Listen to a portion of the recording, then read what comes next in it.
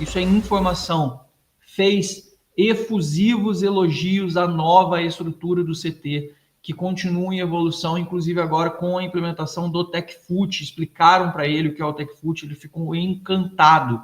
Ele está muito feliz com o que ele encontrou comparado ao que tinha antes. Ele gostou demais do que viu, gostou demais das reformas, está muito feliz com o Refis Plus, está muito feliz com a questão do TechFoot, dessas novas implementações que o São Paulo está fazendo no CT. Ele fez muitos elogios, inclusive a nova configuração do departamento de performance, scout e análise do São Paulo, que é aquela parte estatística, com aquelas informações que entregam para ele. Beleza? Isso com relação à parte estrutural. No que diz respeito a jogadores, ele já bateu com alguns nomes, com a diretoria, como já tinha feito em entrevista em reuniões online. E entre as falas que ele teve, o que eu acabei ficando sabendo de ontem foi, ele pediu, se possível, a manutenção real do Alan Franco, ele quer muito que o Alan Franco fique, o São Paulo está engajado nisso, diz que eles têm uma missão, têm uma meta para poder fazer isso. O Crespo, ele conversou com a diretoria e conversou com o Luiz Gustavo e entendeu do Luiz Gustavo que ele quer ter uma continuidade no São Paulo e disse para a diretoria que, se for possível e o Luiz Gustavo estiver apto, ele quer e conta muito com o Luiz Gustavo para a continuidade do ano. Desculpa. Falando pra cacete, tá? Garganta seca.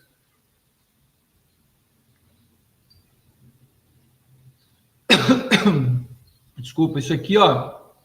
Quem não conhece, tá fazendo propaganda, não. É água pedras. Nem sei se isso aqui vende no Brasil. É muito bom. É uma água com gás, tem um saborzinho de uma bem diferente das que a gente tinha no Brasil. Aí não é tônica, não é nada, é diferente. Tá foda, falando pra cacete. Não dei aquela hidratada. Fiquei com a garganta seca. Então vamos lá.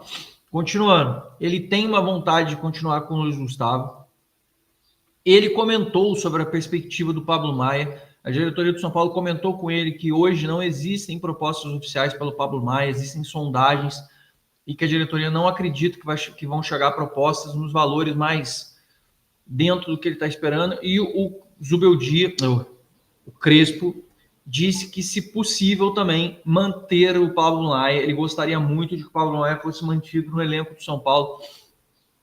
Pelo que ele acompanhou, ele gostaria de contar com os dois jogadores. No caso do Luan, fará uma análise. No caso do Negruti, fará uma análise. O Marcos Antônio, ele já conta no elenco. O Alisson nem se fala. São jogadores ali de volância que o São Paulo conta. Chegou para ele também alguns nomes de base, tipo Bezerra, Matheus Ferreira, que são jogadores da categoria de base do São Paulo, para ele ficar de olho. Ele vai analisar eles em jogos treino, em participações futuras, mas ele vai avaliar o que ele tem ali, apesar do Crespo dizer que gostaria de ter mais um homem de volância, que também era um plano do São Paulo, tá? Estou aqui falando isso com vocês, são as últimas atualizações.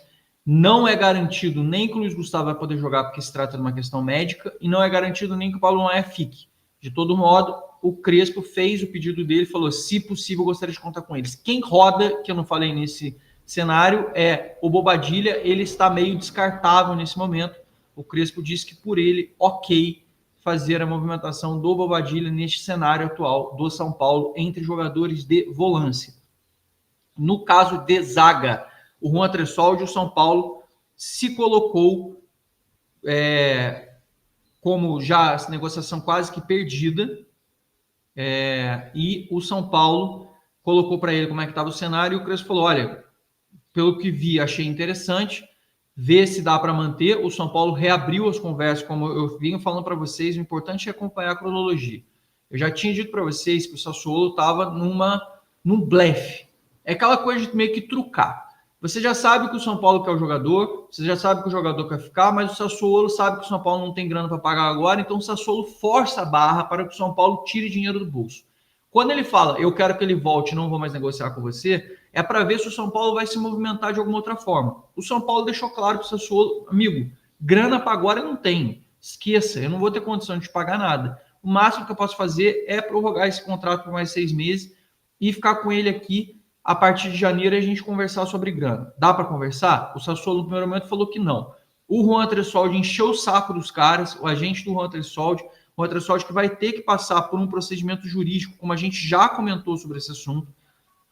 E o próprio Juan Tressoldi falou, cara, vocês vão me deixar machucado, eu vou voltar para a Itália sem garantia de utilização, a janela do futebol brasileiro vai fechar, quando eu estiver apto a voltar, eu não vou poder procurar clube nenhum depois, porque eu vou estar amarrado. Ou seja, é estúpido até o que o Sassuolo falou. Isso é uma coisa que eu já tinha dito, as pessoas aí estavam comemorando, fazendo as coisas, eu nem comemoro, nem reclamo. Eu acho que se o São Paulo conseguir a prorrogação de empréstimo do Juan Tressoldi e o valor de compra do Juan Tressoldi não for os 25 milhões previstos anteriormente, já acho de bom tamanho. É um zagueiro que, para mim, pela idade que tem, pela bagagem que tem, por já ser adaptado ao São Paulo, na minha opinião, se o São Paulo conseguir ficar na faixa de 10 a 15 milhões de reais, isso para mim está de bom tamanho. É uma boa reposição. O São Paulo vendeu o Diogo Costa por 44 milhões de reais como zagueiro. Então, o Ferrarese custou 20. A gente está falando de um zagueiro que é útil, dá para jogar inclusive em mais de uma posição, foi importante, é um zagueiro que não enche o saco, um zagueiro de grupo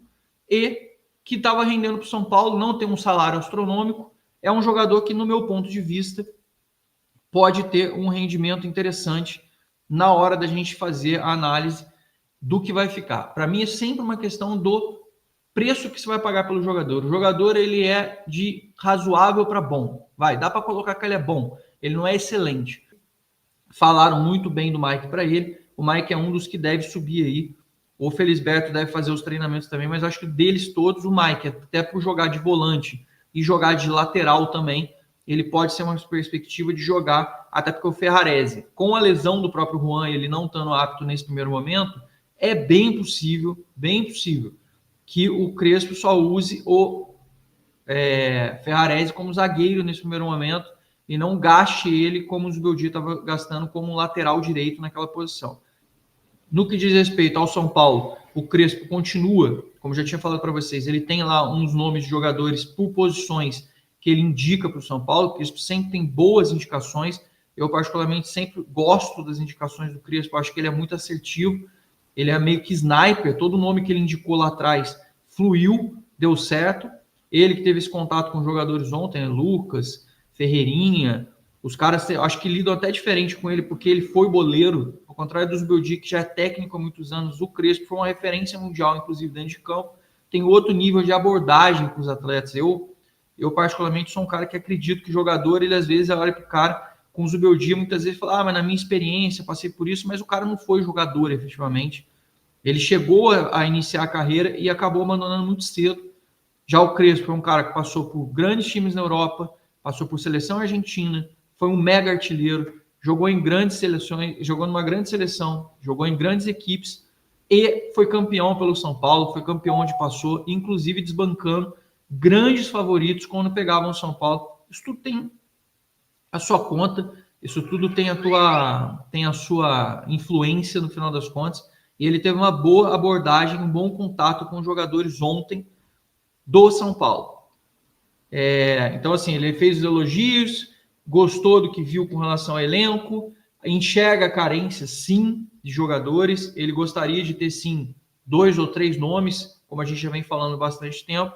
Teve essas questões e ele se manifestou com relação a querer contar com esses atletas no grupo do São Paulo, inclusive o Ferreirão. Ele disse que se pudesse contar com o Ferreirão, ele gostaria muito.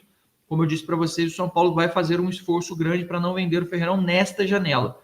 Mesma coisa, Pablo Maia, que o São Paulo tem. Então, neste momento, se o São Paulo tiver a possibilidade de escolha com relação a finanças, etc., é possível que o São Paulo se desfaça mais do Bobadilha do que desses jogadores. No setor de ataque, o São Paulo tem Dineno, o São Paulo tem outras perspectivas. O Crespo deixou em aberto, não conhece o André Silva, quer conhecer, deixou em aberto a possibilidade aí de, sabe da perspectiva de utilização do Rian. No caso do André Silva, ele deixou em aberto para a diretoria.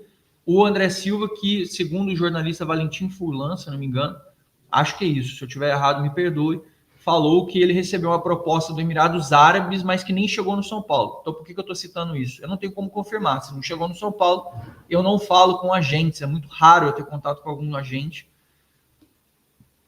A gente que eu falo mesmo é a gente do meu filho. O resto é mais quando algum assessor entra em contato comigo, alguém me manda uma mensagem, como foi, por exemplo, no caso do Igor Vinícius, na semana passada, quando a gente falou sobre esse assunto.